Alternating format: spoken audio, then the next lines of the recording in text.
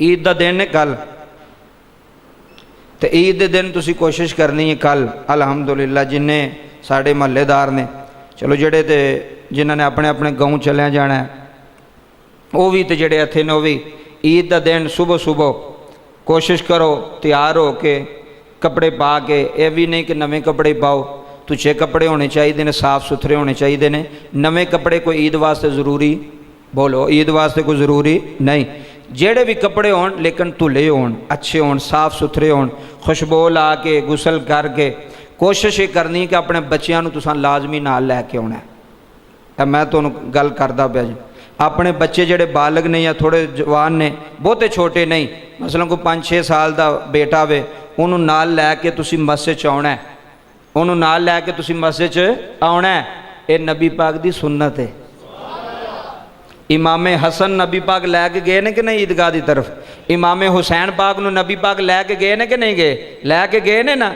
एक नूं सज्जे मोंडे ते बिठाया, एक नूं खब्बे मोंडे ते बिठाया। नबी पाक ईद वाले दिन कायनात दे सरदार, कायनात दे सरदार नबी दुआं दोतरियां नूं, दुआं नवासियां नूं, दुआं पुत्रां नूं ईदगाह की तरफ लैके जा रहे हैं। और सहाबा का भी ये मामूल सी, सहाबा भी अपने बच्चे ईद वाले दिन ईदगाह लैके जाते सन।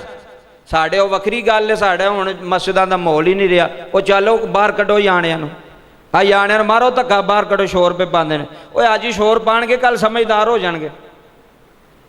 अज अगर करते पे ने शैतानी किसी बच्चे की, उन्होंने पता तो लगे असीं मस्जिद च आए हाँ, मस्जिद च बैठे हाँ, समझदार अगली बारी ना करनगे। तो जे अज ही तुसीं उन्हां नाल लैके आओ तो अगले उंज ही बाहर कढ़ देन, चलो बच्चे बाहर निकल जाओ, या बच्चों बाहर कढ़ दिओ, तो फिर कल नूं इन्हां कित्थे मस्जिद च आउणा, कल नूं इन्हां ने मस्जिद च कित्थे आउणा है।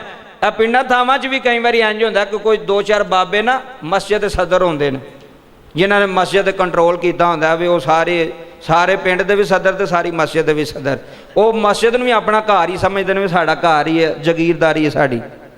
वो फिर किसी ने भी वड़न मस्जिद च नहीं देंदे। जे कोई मुंडा आ जाए भुल भुलेखे, वो आएगा तो उन्होंने आखणगे अब्बा कित्थे, वे अब्बे ना तैनूं की काम है, जो वो आ गया तो उन्होंने तो आउण दे, अब्बा भी आ जाएगा। अब्बे का पुछण लग पा, वो नहीं मसीते वड़िया, तू किवें आ गया। तो तुसी ये कोशिश करनी है इस मिंबर तो, इस प्लेटफार्म तो एक दरस, एक सबक है मेरे वास्ते भी, तुहाडे वास्ते, जिथे जिथे भी जाना है अपनी औलाद नूं हुणे ही अपने नाल मस्जिदां च लैके आओ, अल्लाह के घरां च लैके आओ, उन्हां दी आदत बनेगी। हुण आदत बनेगी फिर कल नूं परेशानी नहीं होएगी। इस वास्ते है कोई मजाक नहीं। बच्चा आखे मैं नहीं जाना, उन्हें लैके उन्होंने कहा मस्जिद जाना ही, अल्लाह के घर जाना ही, और उहदी हर खुशी पूरी करदे हो। जिहड़ी चीज़ मंगे तुसी लैके देंदे हो, तो तुसी नमाजी भी नहीं बना सकते औलाद नूं, तुसी मस्जिद च भी नहीं लैके आ सकते। तू कहदा प्यो में, तू कहड़ा अब्बा में, तू फिर पैसे देने वाला ही अब्बा में, उंज तेरी कोई गल नहीं मनदे। इस वास्ते औलाद ते जिथे सख्ती करनी है शरीयत कहती उत्थे करो, जिथे नरमी बनती उत्थे नरमी करो, जिथे सख्ती बनती उत्थे सख्ती करो। नमाज के बारे उन्होंने कहो कि जे तू नमाज नहीं पढ़नी तू मेरा कुछ नहीं लगता, जे नमाज नहीं पढ़नी घरों बाहर हो जा, तेरी हर रुचि वेने आ, तेरा हर चाह वेने आ, तो फिर भी मुंडा अब्बे दे आखे ना लगे, तो फिर वो मुंडा कहता तो अब्बा केड़ा है, वो फिर ना दा ही अब्बा मैं उन्होंने समझना, ना दा ही प्यो होवे फिर उंज अब्बा कोई नहीं, कि जिहदा कंट्रोल ही नहीं अपनी औलाद, जिहदी गल ही औलाद नहीं भी मनदी, अगे जाके कितों मननी है। वो जे अज 11-12 साल का नहीं पिया मनदा, तो जो बुढ़ी आ गई फिर उन्हें कितों मननी है, वो तो हुण ही तेरा नहीं पिया बनता। ईद वाले दिन कोशिश करो अपने घर भी टाइम दे नाल तुसी तैयार हो के बच्चों को तैयार करके मस्जिद च लैके आओ।